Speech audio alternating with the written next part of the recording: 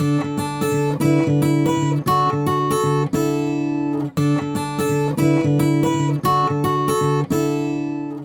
we're going to learn how to stencil using a single overlay design. A single overlay design is a design whose parts are all on one stencil or overlay. Let's take a look at our supplies.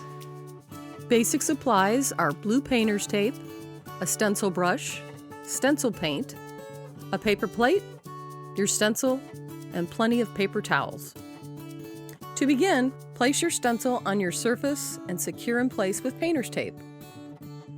Next, pour a small amount of paint on a paper plate. Dip your stencil brush into the paint and then offload onto a paper towel.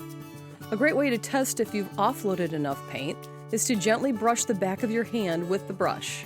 If you see none or only a tiny amount of paint on the back of your hand, you've got about the right amount of paint on your brush. There are two basic methods of stenciling. We're going to start with the swirling method.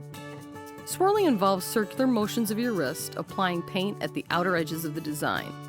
This produces darker shading at the outer edges and lighter shading in the inner parts of the design. This difference in shading creates more depth and interest to your design. When you've completed the design, immediately remove the stencil. Another stenciling method is called stippling. Stippling is simply a vertical up and down tapping of your brush into the openings of the design. If you find the paint is seeping under your stencil, you simply have too much paint on your brush. Just offload on a paper towel again, and that should solve those issues. So with a little bit of paint and a small amount of time, you can transform just about any surface into a beautiful work of art, and you can do it inexpensively. See you next time.